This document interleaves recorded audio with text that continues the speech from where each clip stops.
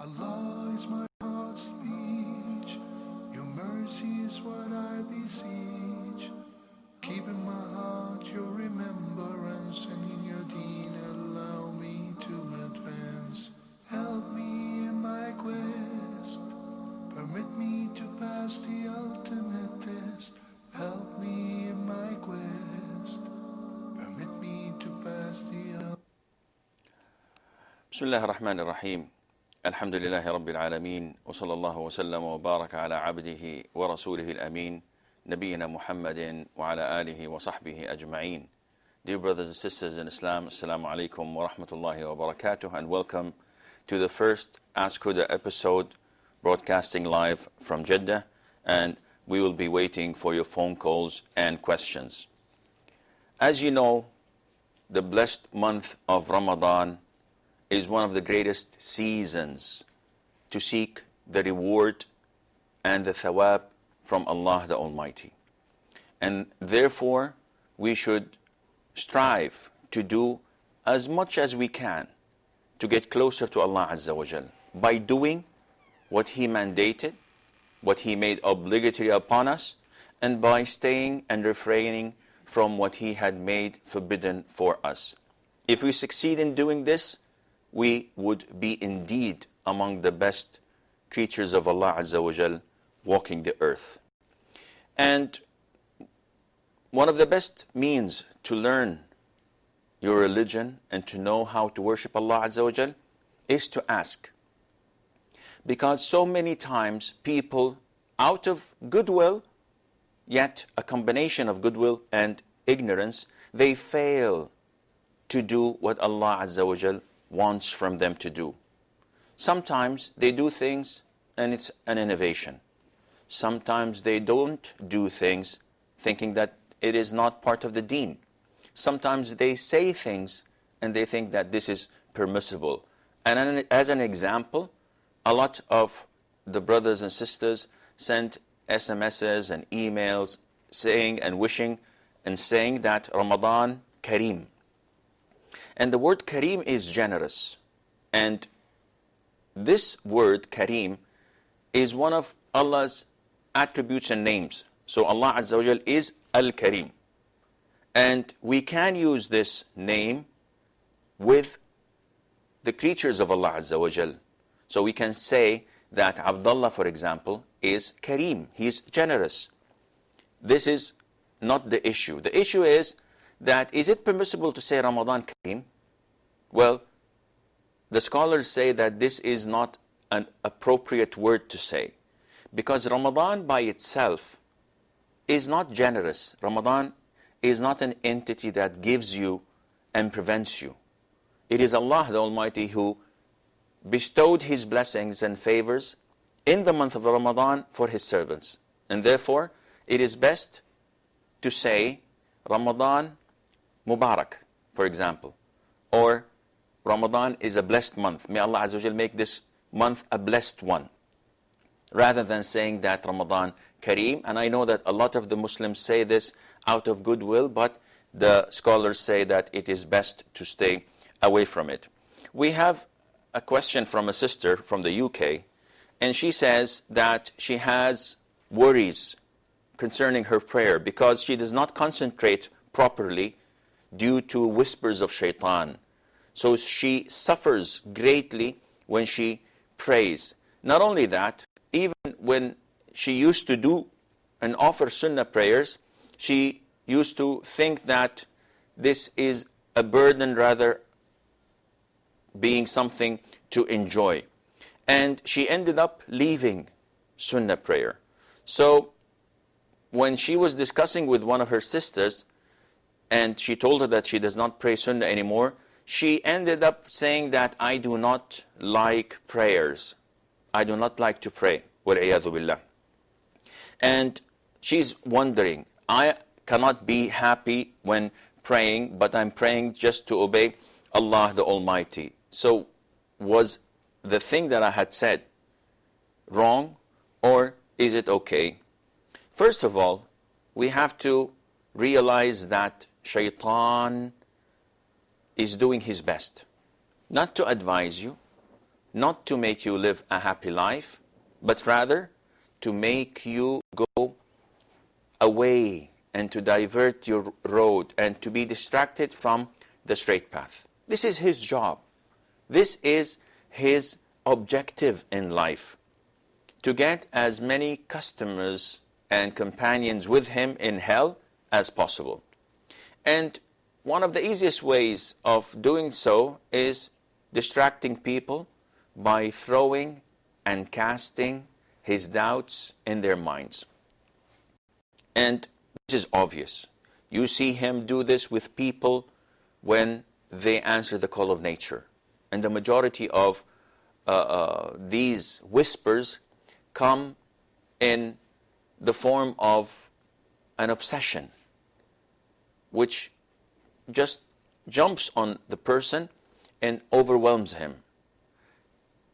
They cannot purify themselves after answering the call of nature. Some of them spend literally hours in the toilet trying to purify themselves, and shaitan keeps on whispering to them, no, there's still a drop, there's a couple of stains here or there, and he destroys their prayer, during which they allow him to control them.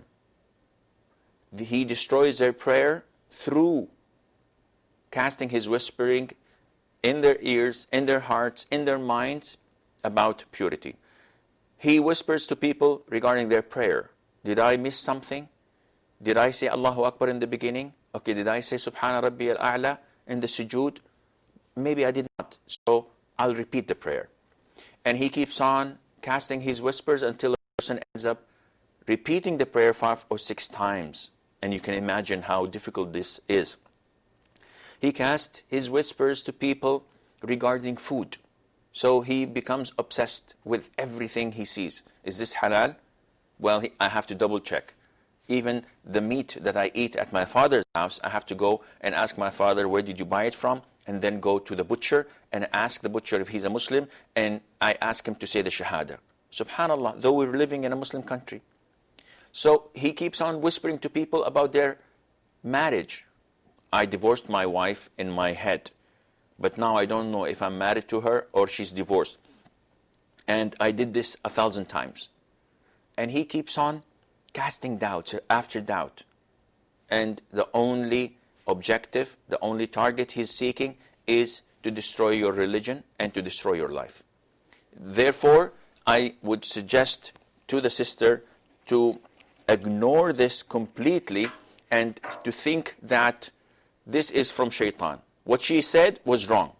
She may ask Allah Azza wa Jal for forgiveness. She did not intend that she hates salah, but she doesn't like salah because she's unable to concentrate, which means that her aim and her intention far exceeds what may be understood from the phrase itself. I believe that we have a caller, Brother Muhammad from Saudiya. Assalamu alaikum. Hello. Assalamu alaikum. Alaikum assalam wa rahmatullah. Yes, brother, what can I do for you? Actually, my question is, in India, some of the scholars say that the Friday khutbah should be in Arabic. Okay. In India, we have different languages, and some scholars say it should be in the regional language. Okay. I need a clarification for this. Okay, I will answer your question, inshallah. Okay, thanks. Alaykum salam. Brother Muhammad is asking about an issue that scholars have differed over, and that is, can the khutbah of Friday, can the sermon of Friday be in other languages than Arabic, or it has to be in Arabic? It's a long discussion, and the topic, they differed a lot, and there are so many details regarding this issue. The most authentic opinion is that as long as you've praised Allah and you prayed on the Prophet ﷺ and you've recited one verse and one hadith in Arabic, this suffices, because the essence of Friday sermon is to convey Islam, to convey the religion to those who are listening to you. I remember going in Delhi, in India, one year, and it so happened that I had to go to Friday khutbah with those who were with me. So they took me to a masjid.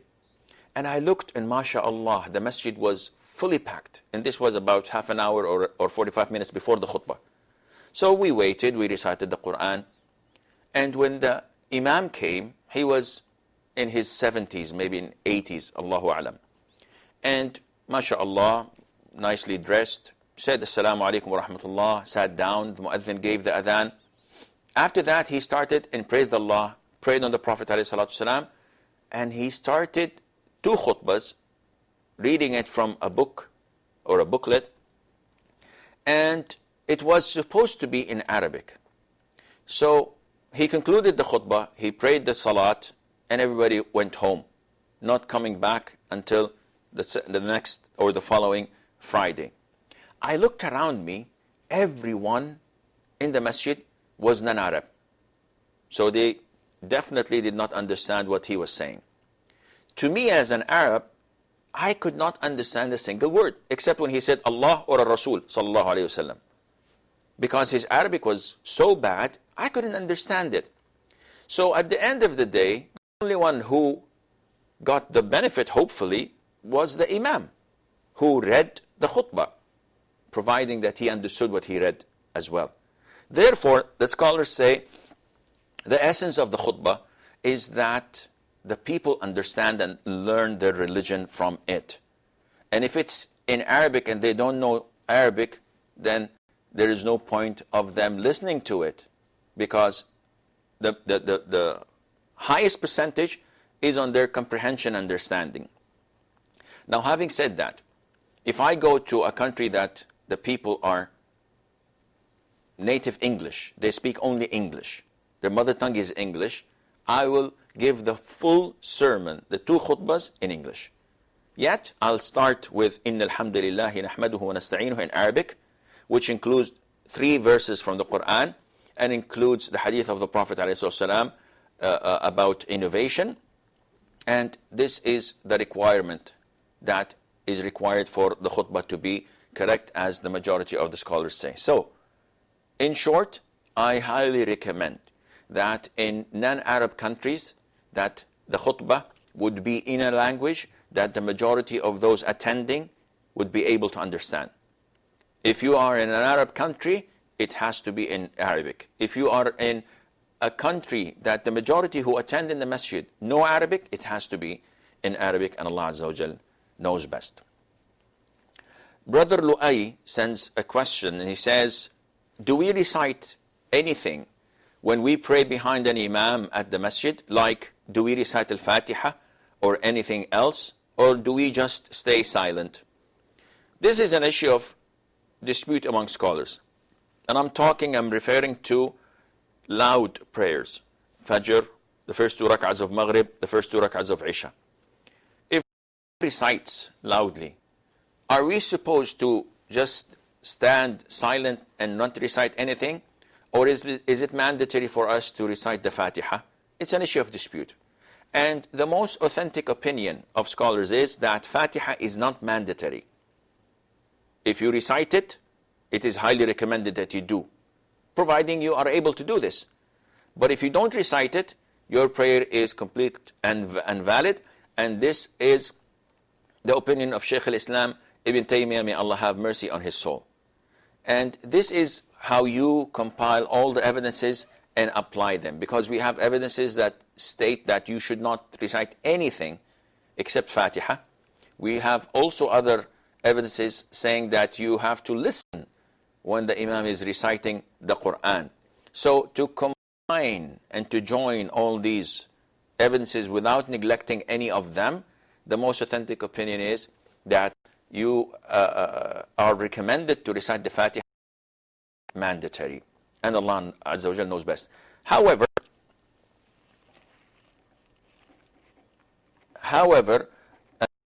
essential to know that you may not recite anything after the Fatiha, because the Prophet ﷺ forbade reciting anything other than the Fatiha if you're praying behind the Imam, reciting loud prayers. We have a caller from Jordan, Titilia. Assalamu alaikum. Assalamu alaikum, Sheikh. Wa alaikum assalam wa rahmatullahi wa barakatuh. I'm a new Muslim, and my question is, my sister-in-law, mashallah, she's a very pious woman, and when I have an affliction or one of my children are sick, she reads Quran on the water and she blows air on it, and she tells me drink it and have your children drink it. But my daughter told me, Mama, that is haram, and I want you to please, clarify on that point and tell me, what is it? Okay. What does she recite? I think the caller is gone. Well,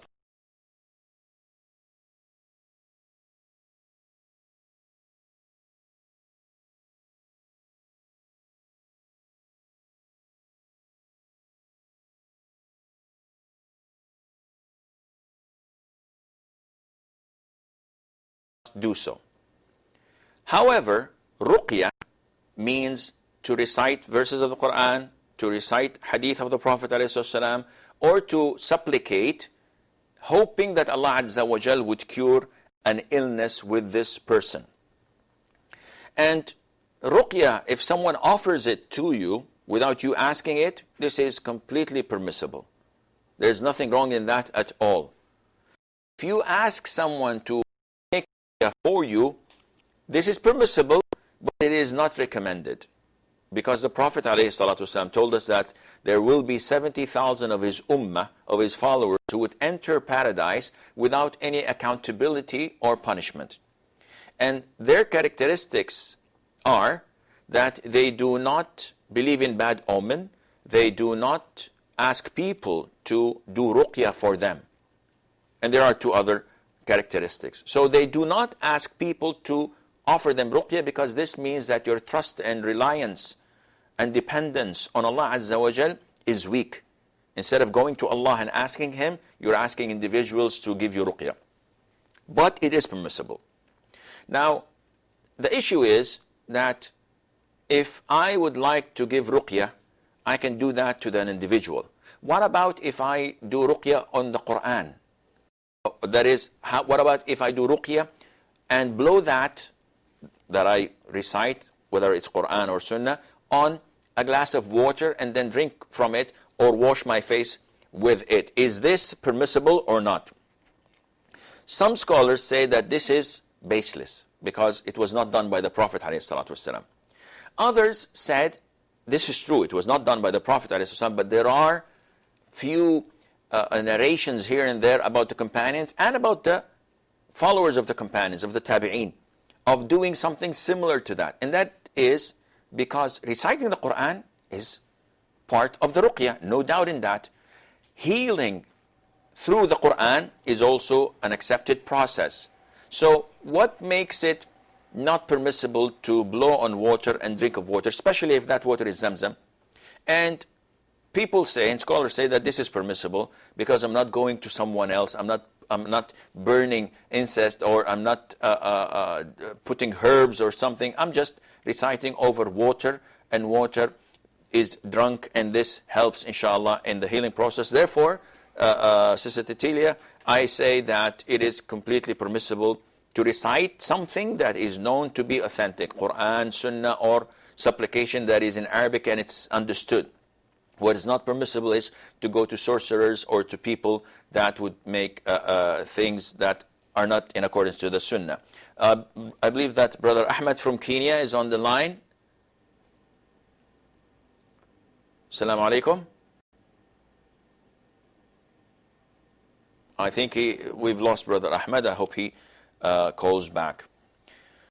Brother Adil Saleh says that after completion of Taraweeh prayers, the Imam will start the witr prayer, and his witr prayer would be 3 rak'ah with 2 tashahhud. Do I stay silent for the first tashahhud or follow the Imam?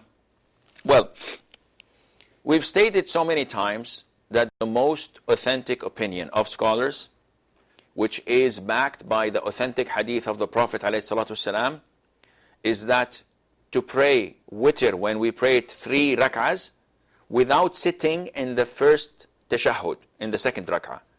Because if we do sit in the second tashahhud like the Hanafi madhab states, this would be the hadith of the Prophet ﷺ, where he forbade us from praying similar to Maghrib. And why did the Hanafi madhab state that we have to pray it in this format? Well, simply because they did not get this hadith. And because of that, we have to follow the hadith, and we give all due respect to the Hanafi madhab and to all other madhabs of Islam, but we as Muslims follow the Quran and the Sunnah. So if the madhab of al-Hanbali madhab says something that goes against the Sunnah of the Prophet ﷺ, the authentic Sunnah, we surely follow the Sunnah of the Prophet ﷺ, while respecting the opinion of the madhab. Therefore, if someone is praying in a Hanafi masjid, and the Imam prays the witr, 3 rak'ahs, with sitting in the first tashahhud and the second tashahhud, should I follow him or should I leave the masjid? Scholars say, because the Imam believes that this is permissible, it is part of us being careful and hopeful and wishful for the unity of the Muslim Ummah, and he's not doing something that nullifies Islam. He is following a school of thought that is respected. If this is the case, you have to pray behind him. And when he sits for the first tashahhud, sit and follow him, bring the salutation to the Prophet ﷺ, and conclude your prayer with him, and there is nothing wrong in that, inshallah. Brother Irfan from Saudi Arabia. Assalamu alaikum, Sheikh. Assalamu wa rahmatullahi wa barakatuh. I want to ask one question regarding zakat. Okay. Can we give zakat to my sister or my brother? If it can be given, what are the conditions has to be fulfilled? Okay. Thank you very much, sir. You're quite welcome, brother. Brother Irfan asks about, is it possible to give zakat to my brother or my sister, and what are the conditions? The conditions are easy. First of all, you should not be inheriting your brother or your sister. Meaning that if you are one of their inheritants, this means that you are obliged to support them. Allah Azza wa Jal says in the Quran, وَعَلَى الْوَارِثِ مِثْلُ ذَلِكَ, meaning that those who inherit must give the support. Now, most likely, your brother or your sister are married, and this means that their children would block you from inheriting from them if they die after long life and good deeds in the future. Therefore, you do not support them. The second condition is that they are eligible for zakat. And we cannot give zakat to people just because we like them or we feel sorry for them.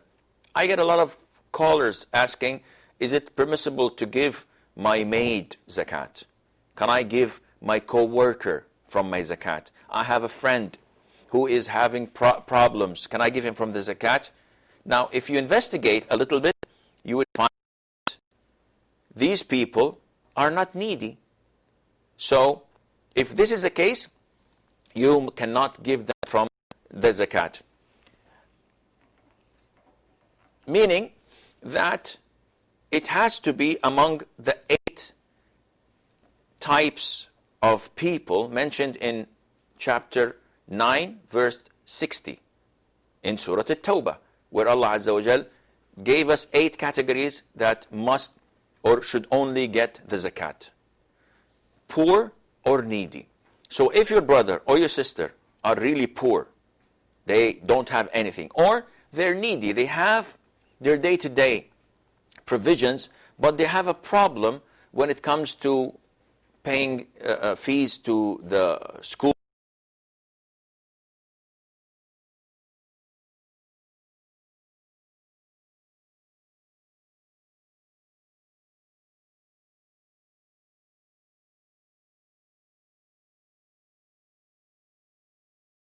a car, or etc., then in this case, yes, you are allowed to give them from the zakat.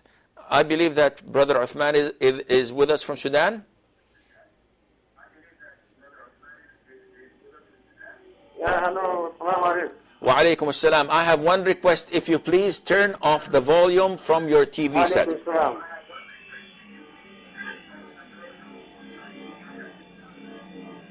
My question is, during Ramadan time, I want to know, my wife gets a message, she wanted to eat. Your wife has her menses, her monthly period. Yes. Is she allowed to eat? Is this your question? Yes, it's my question. Okay, I will answer it inshallah. Brother Uthman from Sudan is asking a question, and that is, my wife, when she gets her monthly period, is she permitted to eat? And the answer is, yes, she is permitted to eat. Even in public? Well, not in public, but if she's in her house and her family are with her, the husband, the children, and she wishes to eat, she can eat, because Allah Azza wa Jal made it forbidden for her to fast. It is forbidden for a woman in her menses to fast until she's pure, and then she can fast again. So if she is not permitted to fast, what's the point from her refraining from eating? No, she can eat, she can drink, providing this does not affect those around her who are fasting. If she knows that her family are having hardship watching her eat all these fried food and drinking all these icy drinks, and they're suffering, well, it's not suitable for her to do this. But yes, she is permitted to eat, and no one would tell her or force her to refrain from eating, and Allah Azza wa Jalla knows best. Brother Hamza sends a question, and he says, I'm very confused about washing the neck in wudu. I saw a video on YouTube, and he gives me the link, where it states in the video that Abdullah ibn Umar, may Allah be pleased with him, narrated in Sunan Abi Dawood that the Prophet ﷺ complimented washing the back of the neck. And he also said that Ibn Hajar al-Asqalani wrote that this hadith was authentic in Talkhis al-Habir, and that also Shaykh al-Shawkani complimented it. He says that, but Shaykh Muhammad Salah said that it is bid'ah. Can you explain? Well, first of all, a rule of thumb. As long as the Shaykh you trust and you love and you believe told you something, stick firm to it. Don't go from one place to the other. As long as you believe in Shaykh Muhammad Salah, as we all do, and we respect his knowledge, you shouldn't go and ask another question to someone else. And then you go to a third Shaykh. Well, I'm not still at ease. And you go on hopping from one place to the other. This is not the right way of doing it. I'll go back to your question, inshallah, after a while, but I believe that we have a caller from Saudi Arabia, Brother Ghazi.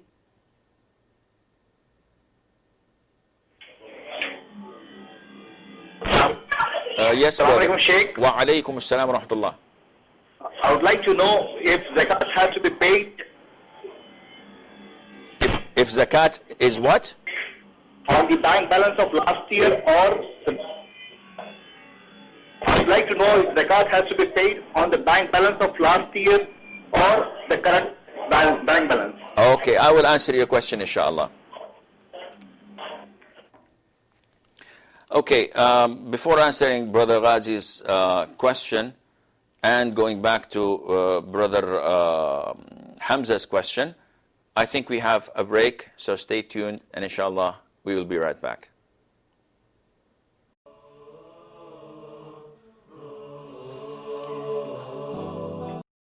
Huda TV strives to bring you, our viewers, the best in Islamic programming. Please send your comments and suggestions to feedback@huda.tv. يا أرحم الراحمين يا أرحم الراحمين اللهم قربني إلى مرضاتك ووفقني لقراءة آياتك برحمتك أرحم الراحمين.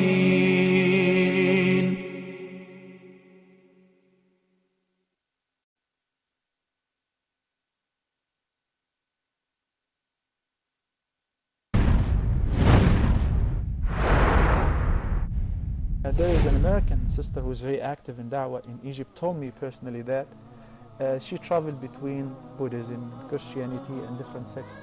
And when she came to read the Quran, she started by reading from right to left, Surah Al-Fatiha. She said, I swear, once I finished it, I fainted. I could not believe myself that there is such book that people were so negligent and ignorant about.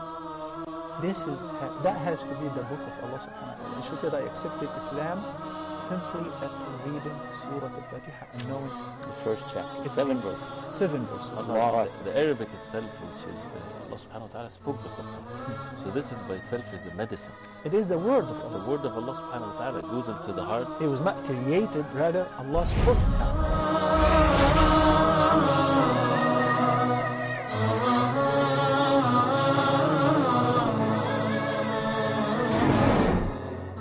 The entire staff at Huda would like to wish you a wonderful and blessed Ramadan. Huda TV strives to bring you, our viewers, the best in Islamic programming. Please send your comments and suggestions to feedback@huda.tv.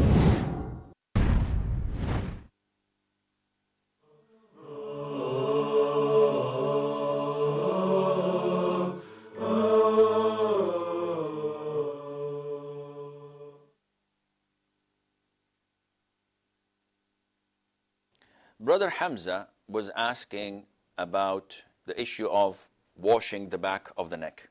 So if you ask one sheikh whom you trust and you feel that he is knowledgeable, as we believe in Sheikh Muhammad Salah, may Allah protect him and preserve him for Islam and the Muslimin, then you should not go and ask others, because you'll only confuse yourself and you will discredit the other sheikh.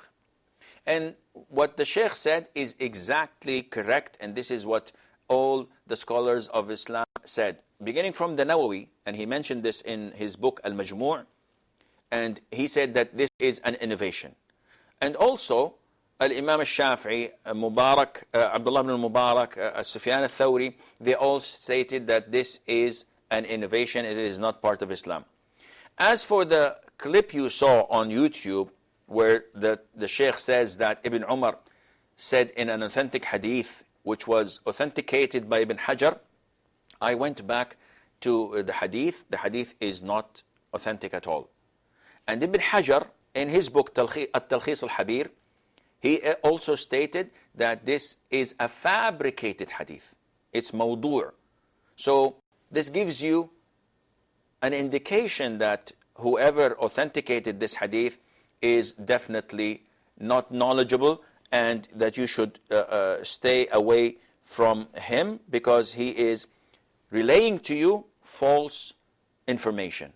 And this also gives you a hint that don't take your religion from YouTube or from Facebook or from Twitter. Take your religion from scholars whom you trust, whom you know their religion and piety, whom you know their righteousness and knowledge. Sister Firdaus from Saudi Arabia. Assalamu alaikum. Assalamu alaikum.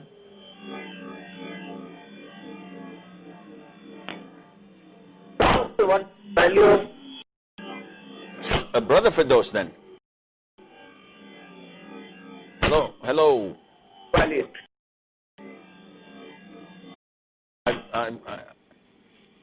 Can you turn down the volume in your TV set, please? Phone.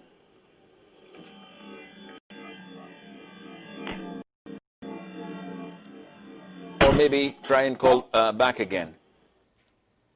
Okay, Brother Ghazi is asking about a question that we're frequently asked about, and that is, I have a bank account. So when I give zakat, do I give zakat on the beginning of the year or at the end of the year? Meaning that I've opened my bank account today with 10,000 riyals. After a whole year, I'll be having 50,000 riyals. So zakat is due now because I've been having this account for a whole year. What should I pay it over? The 10,000 or the 50,000, or should I take an average? Scholars say that zakat is due on the amount which you possess, providing it exceeds the nisab, which is the value of 595 grams of silver, and it stays with you for a whole year. And nowadays, it's quite difficult to calculate your zakat because the majority of Muslims have monthly income, their salaries, or they have benefits coming to them.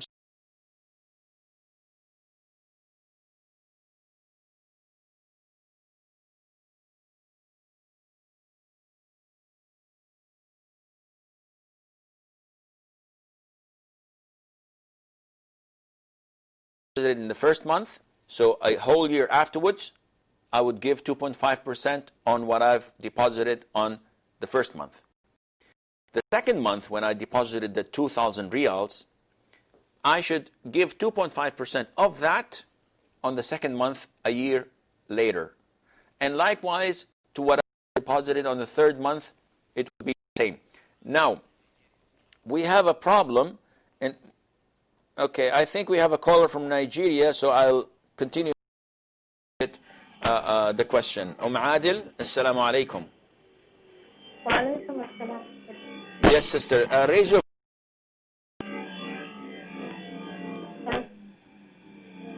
First, I have like 4 questions.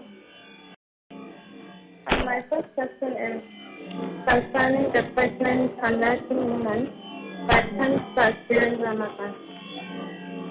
One, is it free or to fast after Ramadan or to do both? That is the truth. And the second question is, what is the ruling concerning taking pills to prevent menses so as to fast the whole of the month? And my third question is, how can the woman menstruating during the last 10 of Ramadan, during the last 10 days of the Ramadan, get the sawab of Laylatul Qadr? Since you can fast. And the last question is it permissible for one to suspend giving birth because of physical, financial conditions? So the situation becomes better? I didn't get this fourth question. The fourth one? Yes, the last one. Okay, I said, is it permissible for one to suspend giving birth, not to give birth because of critical financial conditions? So the situation gets better. Wallahi, No, I did not get the fourth question, but I'll try to. We're having difficulty with the callers calling. We have a technical problem. I'll try to answer the three questions if I understood them correctly, inshallah, and we will try to discuss the fourth question when the connections are better, inshallah. Going back to Brother Ghazi's question, so we have to pay the zakat for every month. And this is almost difficult, if not impossible. Because although I deposited 2,000 riyals in the second month, I've also taken 300 riyals of that. And then deposited another on the third month and also took a portion of it. And it keeps on going on and off. So how do I calculate it? Scholars say that, well, this is the only way of doing it. However, if you would like to make life easy, it is permissible in Islam to offer the zakat before time. It is forbidden to delay it, but it's permissible to offer it ahead of time. So if my zakat is due in 6 months from today, but I see someone who needs urgent help, it is permissible for me to estimate that after 6 months, I have to pay 3,000 riyals. So I give the 3,000 riyals to that individual who needs the help. And 6 months afterwards, I'll calculate my money. If the zakat is more than 3,000, then the 3,000 is already gone, and whatever is more, I have to pay it off. If it's less, alhamdulillah, I gave 3,000, and the remaining would be a sadaqah. This way, what I do is, and what I advise Brother Ghazi to do, is to come to the zakat, and at the end of the year, look and calculate what you have of assets, in financial assets, that is, stocks or money in the bank, and give 2.5% of whatever you have, even if it came to your possession 6 months ago or 4 months ago. It's okay. This way, you have this fixed date every year. You don't have to look in what went in and what went out. Every year, on that particular day, look what you have and give 2.5%, and this would do, inshallah. Adil has... okay, we have Fatima from Saudi Arabia. We'll take her call, inshallah. Assalamu alaikum. Walaikum salam wa rahmatullahi wa barakatuh. Yes, sister. I just want to know the wisdom of mentioning فَإِنْ بَسَانِهَا بِسُونَ from Pakistan after mentioning it for Umrah. Wishing what? What is the wisdom of mentioning فَإِنْ بَسَانِهَا بِسُونَ from Pakistan? Okay. Okay, I will answer your question, inshallah. Oh, thank you. Exactly. Adil had 4 questions. We have problems, technical problems with callers, so I'm putting a lot of effort trying to understand what they say with the grace of Allah Azza wa Jal. The first question regarding a woman who's suckling, who's breastfeeding, and should she pay a fidya, an expiation, and that is it, or must she fast after Ramadan is over when she's able to do this? The most authentic opinion of scholars is that a woman who's suckling or a pregnant woman, if they're afraid for their safety and health, or for the safety and health of their children, they have the permission to not fast Ramadan. However, once this has gone, what they are afraid of is gone and is not present anymore, and they're fit to fast, they must fast without giving any sadaqah or any expiation. This is the most authentic opinion of scholars.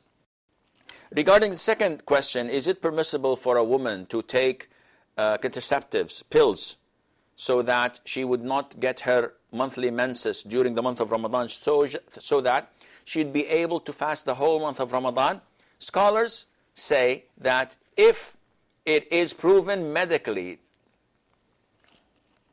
if it is proven medically that it is not harmful for her health, then yes, it is permissible for her to take these pills, though it is best not to.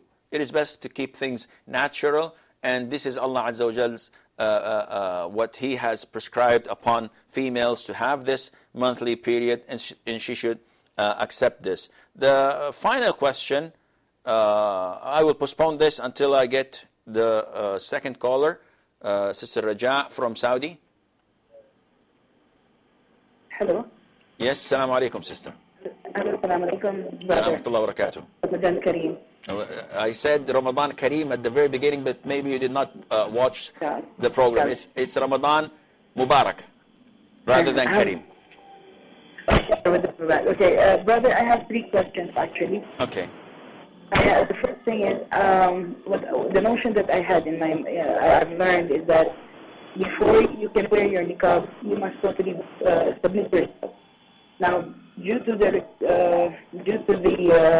conditions for school rules, I am supposed to wear my niqab. I'm wearing my hijab, but I'm not wearing my niqab. So you're talking about niqab when you're talking about wearing it? It's mandatory for us to wear the niqab before going to school. Before going to? As we enter the school. I didn't As understand. we enter the school, sir. Before entering the school? Yes. It's like a dress code that all teachers should be wearing the niqab. Okay. As they enter the school. But I am a new Muslim and I'm only wearing my hijab. So you don't feel comfortable wearing the niqab, that is? No, I'm actually not comfortable, but the thing, actually the main issue there is the moment I wear my niqab, can I take it out the moment I'm not going to school, like Wednesday, Thursdays, and Fridays, or when I'm going to other places other than the school? Okay, I'll try to answer your question. Second question? And second question is about the salary. About the salary, should I how many percent or after what deductions should I start giving on my zakat? Okay. And the last one is, if somebody borrowed money, with the first conditions that there is no riba, because I know it's not permissible, and as well that I've committed that I will not give riba, but now if they're forcing to give riba, so what should I do? So it was an engagement or an agreement before you coming to Islam that you give them riba? No, actually I came to Islam and its condition is no riba. But because of the needs of the people, they want to push it with the riba. Okay, and do you have a choice? Can you refuse? No options. Okay, Sister Raja, I think I got your question. Going back to the third question of Adil from Nigeria, she's asking about what would a woman do in the last 10 days or nights of Ramadan? How can we gain more thawab? This is exactly what the Aisha, may Allah be pleased with her, our mother, asked our Prophet ﷺ. And she said, "O Prophet of Allah, what would I do if I see the night of decree, Laylatul Qadr?" And he said, ask Allah Azza wa Jal. And say, Allahumma innaka afuwun tuhibbul afwa fa'fu anni. Oh Allah, you are so forgiving and you love forgiveness, so forgive me. And this is the best thing for you to do, to supplicate. Number one. Definitely, if you can pray, and if you don't have your monthly period, night prayer is second to none. And this is why at the last 10 nights of Ramadan, the Prophet ﷺ used to tighten his apron, meaning that he would do all what he can to worship Allah Azza wa Jal, the best he has. And some say that this is an indication or a metaphor for not having intercourse with his wives. And he would wake up all of his wives, and they would make the whole night of the last 10 nights of Ramadan a time of worshipping, remembering Allah, and prayer. So you should do this. While you're in the kitchen, you have to utilize your time. You may spend in the kitchen 3 or 4 hours like many women do. Always utilize your time by listening to recitation of the Quran, by listening to beneficial lectures and good teachings. All of these are extremely important for a woman to do in Ramadan, and by intending to please Allah through pleasing your husband, your father, your mother, and your children. Okay, I think we have a call from Al-Hind from India, Sister Hajra. Assalamu alaikum, brother. Assalamu. Yeah, I have 2 questions, brother. Okay. Yeah. Do children need to perform wudu to read Quran? Okay. And my other question is, can ladies do etikaf in their houses? Okay, I'll answer the question. Is there any fixed duration for etikaf? Excuse me? I got 2 questions. Is there a third? Is there any fixed duration for etikaf, brother? I'tikaf. Okay, I got this, inshallah. Khalas. Okay, we go back to Sister Fatima from Saudi. She's saying that what is the benefit of having the condition or saying, Allahumma in habasani habis, famahalli haythu habastani. What is the benefit of having this condition? Well, this condition is only to be said for people who want to make ihram for their umrah or hajj if they have something they're afraid that it would prevent them. So a woman who's expecting her menses, a man with a broken car, a person who's ill and he's afraid that it would deteriorate his condition. Only these people, or the likes of them, are permitted to say, when they make ihram, before they say, لبيك اللهم عمرة, after they shower and wear their garments, they say, لبيك اللهم عمرة, فإن حبسني. If I were to be prevented from completing my umrah, then I would break my ihram, the place where I was prevented, without slaughtering any sheep, without doing any sacrifice. So only those who have something they're afraid of happening to them can say this condition. Sister Raja from Saudi, she stated that she's a new revert, and the school that she teaches makes it mandatory to cover her face, to wear the niqab. And she says that she's not very easy with this. Well, this is something depending on your conviction. I believe that it is mandatory, and we had a debate in UK a few weeks ago with one of the scholars there, whether it's mandatory or not, and it's found on YouTube and also in various places. It may benefit you. I believe it's mandatory, so you have to do it. But if you don't believe in it, then once you go to the school and come out from the school, you have to be wearing the niqab, because this is what you're getting your salary from, and this is what you have signed your contract over. If you want to go to the souk, if you want to go somewhere else, I would advise you to wear the niqab. But if you don't want to do this, this has nothing to do with your work. It has to do with Allah Azza wa Jalla. As for the zakat on your salary, we mentioned this a while ago when speaking with about Ghazi's question. So I would recommend you that you go to that answer. But in a nutshell, if you save your money, the day you started saving, a full lunar year afterwards, the easiest thing for you to do is to see how much you have and give 2.5%.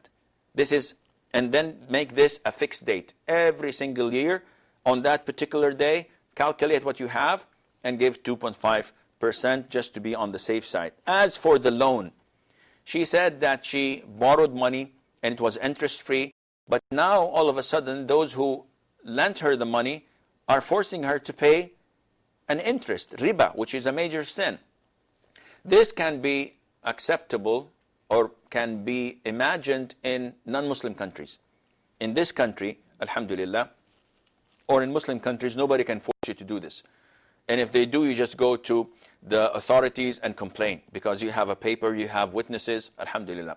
But if you are afraid or you've been threatened, personally or your family, that if you don't give us interest over the loan you took, we're going to do this, we're going to kidnap, we're going to kill, we're going to torture. No, if this is the case, then it is permissible for you to give something that would prevent this harm from coming to you, and this would not be considered riba. In your case, it would be considered as protection, inshallah, and may Allah preserves us all. Hajra from India, she's saying, do children have to perform wudu before holding the mushaf? Well, they themselves must be taught to do this, but they are not accountable. So it is permissible for them to wear it, but to hold it, but it is definitely most likely that they are to be trained. As for i'tikaf in the houses, no, this is not permissible. I'tikaf can only be in the masjid, and I'm afraid that this is all the time we have. Until we meet tomorrow, inshallah, same time. Fi amanillah, wassalamu alaikum wa rahmatullahi wa barakatuh. My heart's speech, your mercy is what I beseech. Keep in my heart your remembrance, and in your deen allow me to advance. Help me in my quest, permit me to pass the ultimate test. Help me in my